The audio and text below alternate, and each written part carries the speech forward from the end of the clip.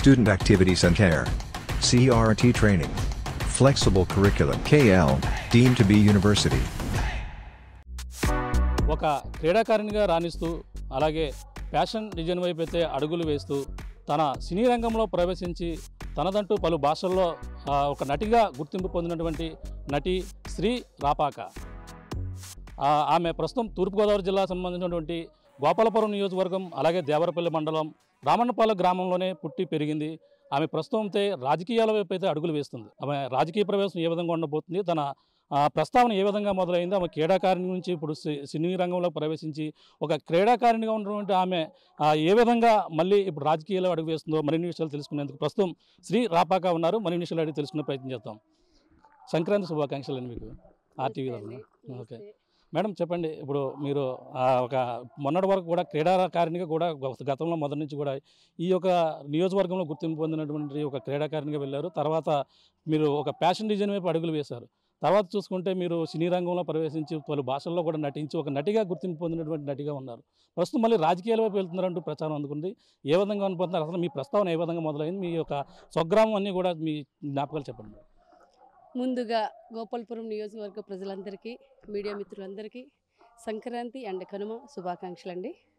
And నేను పుట్టి పెరిగిన ఊరు నా గ్రామం ఇదే ఊరు. ఇక్కడే నేను పెరిగిన బాల్యం అంతా ఇక్కడనే జరిగింది. అండ్ నేను ఫస్ట్లో ఏమంటే ఇక్కడ చదువుకున్న 10th క్లాస్ వరకు ఇక్కడ చదువుకున్నాను. అప్పుడు స్పోర్ట్స్ ఖోఖో, కబడ్డీ, బాస్కెట్బాల్ జాతీయ స్థాయి వరకు వెళ్ళాను నేను. తర్వాత అక్కడ నుంచి నాకు ఎడ్యుకేషన్ మీద కొంచెం డిఫరెంట్, అంటే ఇంకా డిగ్రీ అనేది వెరీ కామన్ కదా. సో నేనేమంటే అదే డిగ్రీ ఇంకొక వేలో క్రియేటివ్ జాబ్లో ఎందుకు చేయకూడదు అని నేను నిఫ్ట్ ఎగ్జామ్ రాసి నిఫ్ట్లో సీట్ కొట్టి నిఫ్ట్ చేశానండి. అది అయిపోయిన తర్వాత లండన్ యూనివర్సిటీ వెగన్ అండ్ లీ కాలేజ్లో కూడా చదివాను. ఇది 2 కంప్లీట్ చేసిన తర్వాత మళ్ళీ యూఎస్కి వెళ్ళి ఆర్ట్ ఆఫ్ డిజైనింగ్ అక్కడ వర్జీనియా యూనివర్సిటీ ఫెయిర్ఫాక్స్ సిటీలో చదువుకుని అమెరికాలో మళ్ళీ వచ్చానండి. సో మేము రాజకీయం అనేది నాకు 2014 నుంచి ఇంట్రెస్ట్ అండి. ఎందుకంటే అప్పుడు జగన్ గారు అప్పటి నుంచి స్టార్ట్ చేశారు. బికాస్ రాజశేఖర్ రెడ్డి గారు చనిపోయినప్పటి నుంచి జగన్ గారు వచ్చారు. సో దట్ అప్పుడు మనకి ఇంకా రాలేదు. 19లో మన జగన్ గారు గెలిచారు. కానీ 14 నుంచి మేము విలేజ్ పరంగా ఇదే విలేజ్లో లైక్ చుట్టుపక్కల విలేజెస్లో కూడా మాకు ప్రెసిడెంట్ ఎలక్షన్లు చాలా బాగా జరుగుతాయండి. అంటే ఎమ్మెల్యే ఎలక్షన్ ఎలా ఉంటుందో అంతకన్నా హోరాహోరీగా జరిగేది ప్రెసిడెంట్ ఎలక్షన్స్. సో దట్ అప్పుడు 14లో మేము వైఎస్ఆర్సీపీ నుంచి మేము ఓడిపోయాము, 30 ఓట్లతోటి ఓడిపోయాము. సో దట్ డే అనుకున్నాం, అంటే అప్పుడు మనకి పవర్ కూడా లేదు అని 30 ఓట్లతోనే మేము ఓడిపోయాం. అప్పటి నుంచి మేము కష్టపడతా ఉన్నామండి మన పార్టీ కోసం. కాకపోతే బయట వెలుగులోకి అనేది మేము ఎప్పుడు ఎందుకు రాలేదంటే ఇన్సైడ్ చేసాము, అవుట్ సైడ్ ఎక్స్పోజ్ అవ్వాలని అనే ఆ థాట్ అయితే లేదు. సో దట్ మనం చూసిన ఇప్పటి వరకు చూసిన దానిలో, అండ్ అప్పటికి నాకు అంత ఏజ్ కూడా సరిపోకపోవచ్చు, ఇప్పుడు కరెక్ట్గానే ఉన్నాను అనుకుంటున్నాను. ఎందుకంటే అప్పుడు నేను చదువుకుంటున్నాను. ఇంకా అంటే మీరు మొదటగా స్పోర్ట్స్ అదే క్రీడాకారిణిగా గుర్తింపు పొందారు. అక్కడ నుంచి ఏ విధంగా ఫ్యాషన్ డిజైన్కి వెళ్ళడం జరిగింది, ఏ సంవత్సరంలో మీరు స్పోర్ట్స్లో ఏమేమి సాధించగలిగారు, తర్వాత ఏ విధంగా మీ ప్రస్తావన ముందుకెళ్ళింది? స్పోర్ట్స్లో నేను చిన్నప్పటి నుంచి అండి అన్నీ, not only kho kho, kabaddi, basketball అనే కాకుండా అథ్లెటిక్స్ అండి. 100 metres, 400 metres, 1500 metres, javelin throw, long jump and tenikoit, handball. నేను ఆడిన గేమ్ అంటూ ఏది లేదు. And schools zonals first, second అలాగా జాతీయ స్థాయిలో అంటే నేషనల్స్లో నేను ఆల్మోస్ట్ 13 టైమ్స్ నేను పార్టిసిపేట్ చేశాను ఖోఖో, కబడ్డీ. సో అది అయిపోయిన తర్వాత ఒక చిన్న రీజన్తో నేను బయటకు వచ్చేసాను. నేను గుజరాత్ అప్పుడు సాయికి సెలెక్ట్ అయ్యాను. అయిన తర్వాత నేను అక్కడుండి నేను హైదరాబాద్లో నిఫ్ట్ కోసం కోచింగ్ తీసుకుంటున్నప్పుడు హైదరాబాద్ నుంచి ఆడుతుంటే నన్ను ఆంధ్ర, తెలంగాణని ఒక సెమీఫైనల్కి వచ్చినప్పుడు నన్ను తీసి పక్కన జరిపారు. అప్పటికే నేను 13 నేషనల్స్ అయిపోయినాయి నాకు ఆల్మోస్ట్. ఎందుకంటే 2 కలిపి ఆ తర్వాత అదే నాకు లాస్ట్ గేమ్ ఆడింది. సో తెలుగు ఆంధ్ర, తెలంగాణ అనే ఒక దాంతో నన్ను పక్కన పెట్టినప్పుడు ఆ రోజు ఆ స్పోర్ట్స్ని వదిలేసానండి. వదిలి సరే ఎందులోనైనా ఏముంది, మనము ఒక పట్టుదల ఉంటే, అండ్ మన పట్టుదల ఉంటే it's not a rocket science అండి.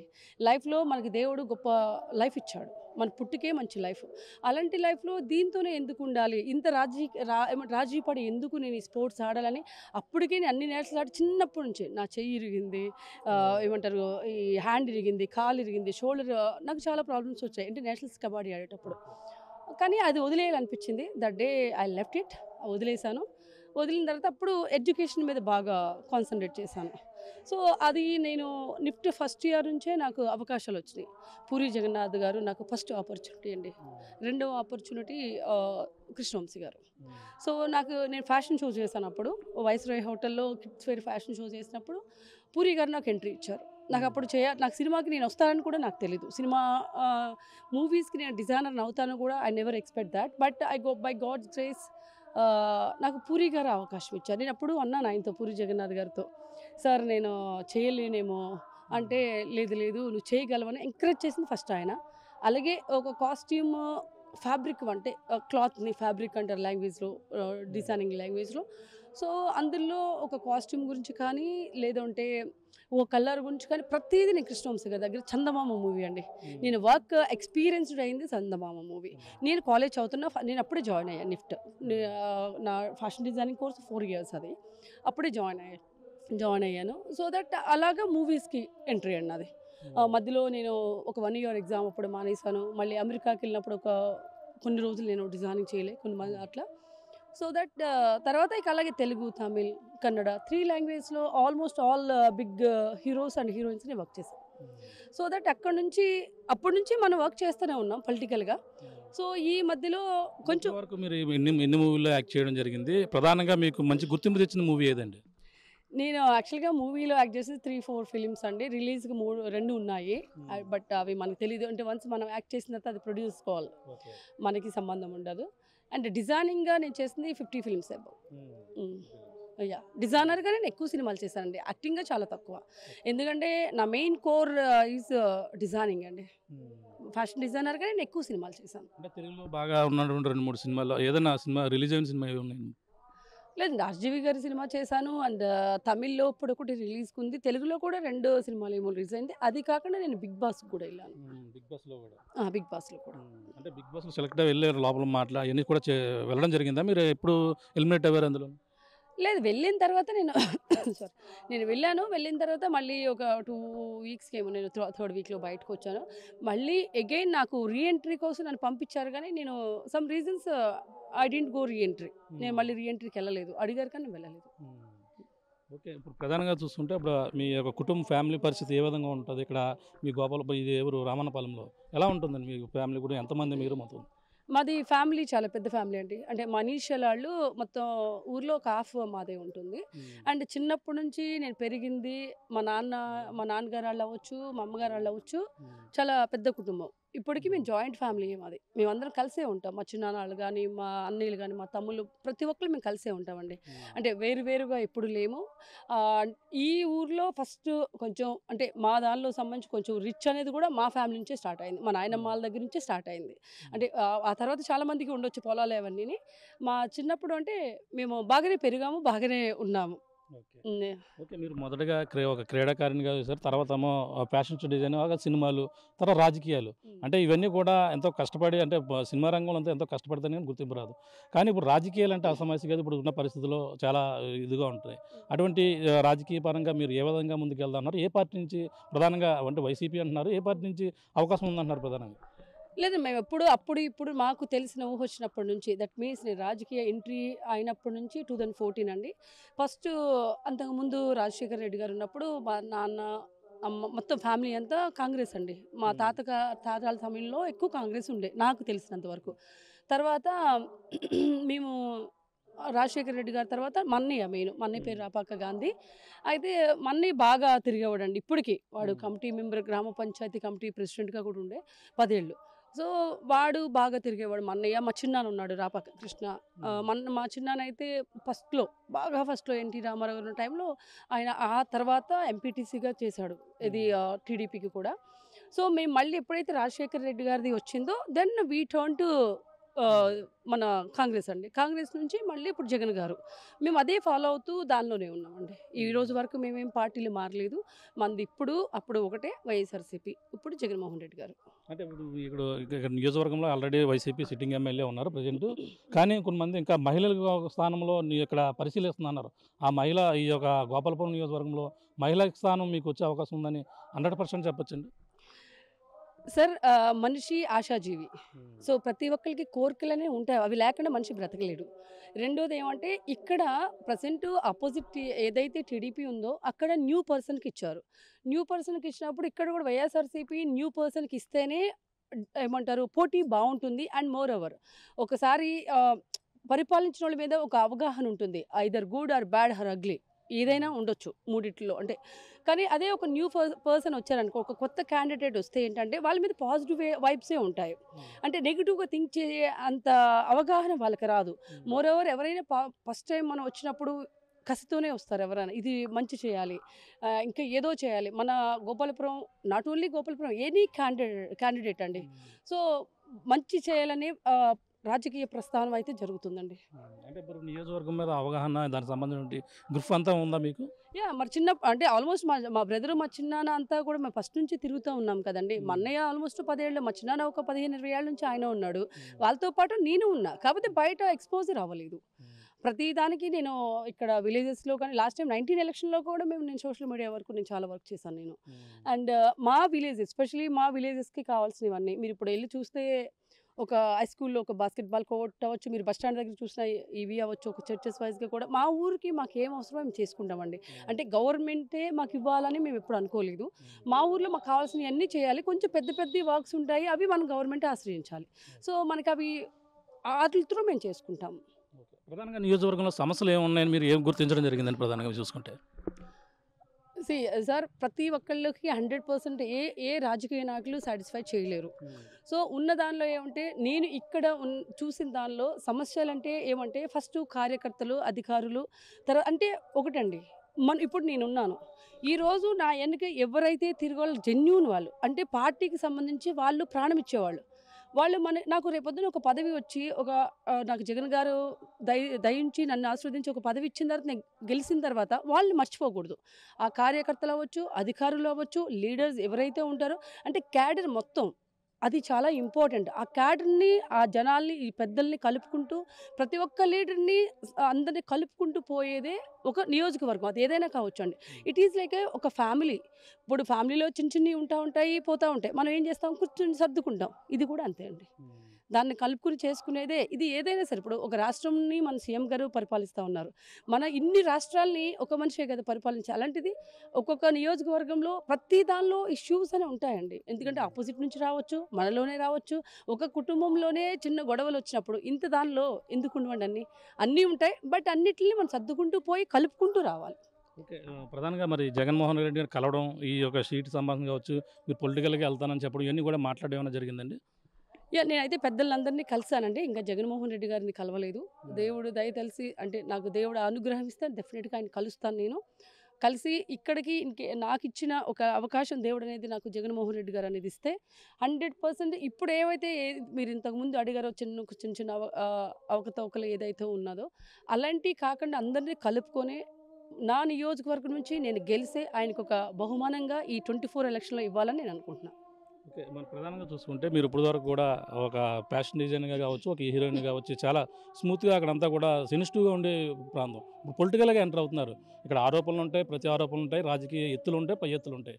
కానీ మీరు ఒక సినీ రంగం నుంచి వచ్చారు, అక్కడ ప్రతి విమర్శలు చేస్తారు. అంటే సినీ రంగం నుంచి రాజకీయాలు వచ్చిన వాళ్ళు చాలామంది సక్సెస్ అవ్వరు. మనం ముఖ్యంగా లేడీస్ చూసుకుంటే రోజా కూడా సినీ రంగం నుంచి వచ్చారు, ఆవిడ కూడా చాలా ఆరోపణలు కూడా ఎదుర్కొన్న పరిస్థితి. అటువంటి ఆరోపణలు కూడా మీరు ఆర్జీవి అంతటా ఫ్రేమ్ ఉన్న వాళ్ళతో నటించారంటున్నారు. కొన్ని ఆరోపణలు కూడా వస్తాయి, అటువంటి ఎదుర్కొనడానికి మీరు సిద్ధంగా ఉంటారా? సార్ మన లైఫ్ స్టార్ట్ అయింది చిన్నప్పటి నుంచి. ఇప్పుడు నేను ఒక స్పోర్ట్స్ కోటా నుంచి వచ్చాను. ఇందాకే మీకు చెప్పాను నేను, అంటే స్పోర్ట్స్లో ఒకటి అనుకుని నేను వచ్చేసాను అని. అప్పుడు నా ఏజ్ 18 years or 17 years అండి. ఆ రోజే నేను అనుకొని, అంటే ఏదైనా మన అంతరాత్మకు నచ్చింది చేయాలి. అలాగని వాంటెడ్లీ మన మీద ఎవరన్నా ఒక న్యూస్ను క్రియేట్ చేస్తే దాన్ని ఎదుర్కొనేది నా దగ్గర ఉంది, నేను చేయగలను. ఇప్పుడు ఏదైనా సరే మనకి చూపించాలి. అంటే ఇప్పుడు నేను ఏదైనా ఒకటి చేశానన్నప్పుడు, ఇప్పుడు రోజా గారి గురించి మాట్లాడేటప్పుడు నిజంగా వాళ్ళు ఏం చేస్తారనేది మనం ఆలోచించాలి కదా. ఏదో ఒక రాయి మీద ఇలా ఇసిరేద్దాము, ఒక రాయి పడితే పడిందిలే అనుకుంటే అలాగా ఆపోజిట్ పర్సన్స్ కూడా ఉండరు కదండి. అండ్ మోర్ ఓవర్ నేను అంటే సినిమా ఇండస్ట్రీలో నుంచే వచ్చామండి. ఎప్పుడైనా 2 చేతులు కలిపితేనే క్లాప్స్ వస్తాయి. ఇప్పుడు ఒక పర్సన్ మనం ఎందుకు వచ్చాము, మనం ఏ కోర్ ఇంటెన్షన్ తోటి ఇక్కడికి వచ్చామో ఆ పని మీదే మన ఫోకస్ పెట్టినప్పుడు మన దారులు పోతూ ఉన్నప్పుడు చాలా రాళ్ళు తగులుతాయి, ముళ్ళు ఉంటాయి, కంపలు ఉంటాయి, అన్నీ ఉంటాయి. దాన్ని తీసుకునే పోతాం కదా, వాంటెడ్లీ దాని మీద అడుగు వేయం కదా. సో ఇది కూడా అంతే. అలాంటివి జరిగినా దాన్ని తప్పుకొని దాని దారి తప్పించుకునే మనం పోవాలి.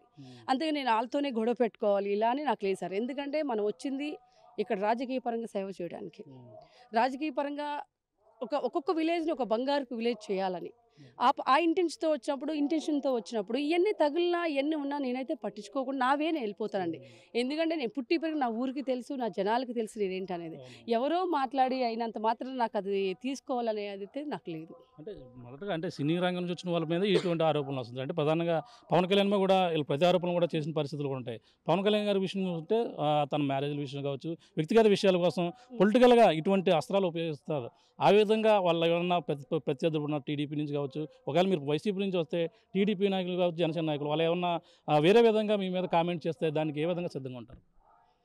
ఇప్పుడు వాళ్ళు చేసినంత మాత్రం నేను అది అవ్వను కదా. అండ్ ఇంకోటండి, పర్సనల్ అనేది ఎప్పుడు మనం టచ్ చేయకూడదు. దేర్ పర్సనల్ లైఫ్, దాన్ని మనం ఎంతవరకు ఉండాలో మన లిమిట్స్లో మనం ఉండాలండి. మనం అందరం ఇక్కడ ఎందుకు వచ్చాము, అది పవన్ కళ్యాణ్ గారు కావచ్చు, రోజా గారు కావచ్చు, ఎవరైనా కావచ్చు, మనం సేవ చేయడానికనే వచ్చాము. దాని గురించి మనం ఆలోచిస్తేనే టైం సరిపోదు. అలాంటప్పుడు ఈ పర్సనల్ లైఫ్కి ఎందుకు వెళ్ళాలి? అది ఎవరికైనా సరే, నా వరకు నాకు అనవసరం అండి. నేను పర్సనల్ లైఫ్ని ఎవరిని టచ్ చేయాలని నేను అనుకోను. నాకు అలా ఎవరు వచ్చినా నాకు అది నా పని కాదన్నప్పుడు, ఒక పని మీద వెళ్ళినప్పుడు ఆ పని కోసమే మన గురి ఉండాలండి. ఈ శైలి అన్నీ వచ్చిన దాని మీద ఆలోచిస్తే నా గురి తప్పుద్ది. ఆ గురి తప్పకుండా ఉండాలంటే ఇవన్నీ పట్టించుకోను. అంటే రోజా విషయంలోనే సీడీలు ఉన్నాయంటూ టీడీపీ వాళ్ళు ఆరోపించడం, తనకు సంబంధించినటువంటి వేరే విధంగా మాట్లాడడం అసభ్యకరంగా, ఇటువంటివి కూడా ఉన్నాయి. అంటే మీరు ఆర్జీవీతో పనిచేసిన ఎక్స్పీరియన్స్ ఉంది. ఆయన చూస్తేనే ఎప్పుడు వివాదపద దర్శకుడు, కానీ ఎక్కువగా చూస్తుంటే ఆయన వేరే మూవీలు ఎక్కువగా తీస్తుంటారు. అవన్నీ కూడా మనం కాంట్రవర్సీ చేసే అవకాశం ఉంటాయి కదా ఆ ప్రత్యర్థులన్నీ కూడా. సార్ ఇప్పుడు మీరు వ్యవసాయం చేస్తూ ఉన్నారు. ఇప్పుడు మీరు ఫర్ ఎగ్జాంపుల్ ఇక్కడ వచ్చారు, యాంకర్గా, రిపోర్టర్గా వచ్చారు. ఇది మీ జాబ్ కదా. సినిమా అనేది దేర్ జాబ్. అది పవన్ కళ్యాణ్ గారు చేశారు, ఎన్టీఆర్ గారు చేశారు, ఏమంటారు మన ఎంజీఆర్ గారు చేశారు, ఇక్కడ వచ్చిన జయప్రద గారు చేశారు, జయసుధా గారు చేశారు. అది మన ఏదైతే వ్యక్తిగత లైఫ్ని టచ్ చేయడం అనేది కరెక్ట్ కాదు. ఎందుకంటే ఇప్పుడు మీరు వ్యవసాయం చేస్తూ ఉన్నారు. వ్యవసాయం చేసిన వాళ్ళు వ్యవసాయం చేసుకుని లుంగి వేసుకుని వ్యవసాయమే చేయాలి. అక్కడ సూట్ వేసుకుని వ్యవసాయం చేస్తే ఏం మాట్లాడతారు? చేయగలరా? అలాగే ఆ ప్రొఫెషన్ మనం టచ్ చేయకూడదు. ఇది సినిమా అనేది మా జీవితం.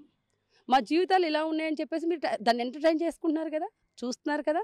చూసినప్పుడు లేనిది ఏదో ఒక కామెంట్ కోసం ఎందుకు పెడతారు? అలాంటప్పుడు మీరు అంటే ఎవరి ప్రొఫెషన్ వాళ్ళదండి. లాయర్ అనే ఆయన లాయర్ పనే చేయాలి, డాక్టర్ అనే ఆయన డాక్టర్ పనే చేయాలి. అలాగే వృత్తి, ఇది కూడా సినిమా మా వృత్తి. అది దానిలో ఉన్నప్పుడు ఇంకొక పర్సన్ కామెంట్ చేయడానికి సరిపోరండి. అది అలా కామెంట్ చేయడం కూడా కరెక్ట్ కాదు. ఇటీవల వ్యూహం సినిమా కూడా ఒక వివాదాస్పదంగా మారింది. అది కూడా ఇప్పుడు మధ్యలో ఆగిపోయింది, కోర్టులు కూడా వెళ్ళారు.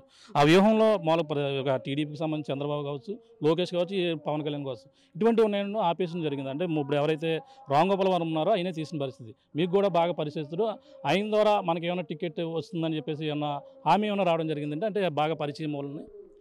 అసలు నేను ఎప్పుడు ఆర్జీవి గారని ఇలాగ నేను ఎప్పుడు మాట్లాడలేదు సార్. ఎందుకంటే ఇప్పటి వరకు నేను ఆర్జీవి గారికి ఎప్పుడు దీని పరంగా నా కోసం మాట్లాడమని రికమెండేషన్ ఎప్పుడు చేయించుకోలే.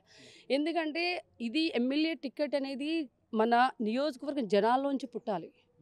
ఆర్జీవి గారు చెప్పారనో, ఇంకొక మంత్రి గారు చెప్పారనో జగన్మోహన్ రెడ్డి గారు టికెట్ ఇయ్యారు. First point. రెండోది ఏంటంటే ఇక్కడ టికెట్ అనేది జనాలది. ఇది ఒక మనిషిని ఎన్నుకోవాలంటే ఇక్కడ గోపాలపురం నియోజకవర్గం మొత్తం జనాలు ఎన్నుకోవాలండి. నన్ను ముందు లోకల్ క్యాడర్ నన్ను ఎన్నుకోవాలి. అక్కడికి వెళ్ళి నేను డైరెక్ట్గా అక్కడికి వెళ్ళి టికెట్ తీసుకునే అంత దానిలో మనం లేవండి. అండ్ జగన్మోహన్ రెడ్డి గారు అలాంటి పని ఎప్పుడు చేయరు.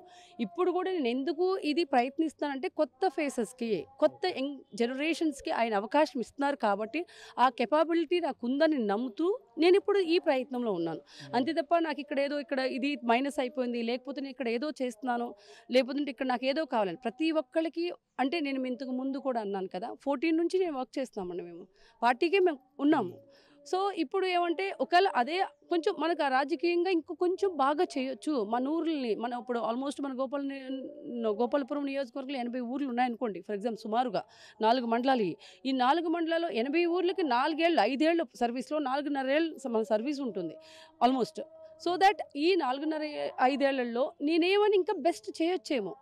రైట్. సో దట్ ఆ వేలో నేను ఈ ప్రయత్నం అండి, ఎందుకంటే మనం చేయగలము అనే నమ్మకం ఉన్నప్పుడు మా జనాలు లోకల్ క్యాడర్ చాలా ఇంపార్టెంట్ అండి. ఎప్పుడు కానీ పైనుంచి టికెట్ ఎప్పుడూ రాదండి.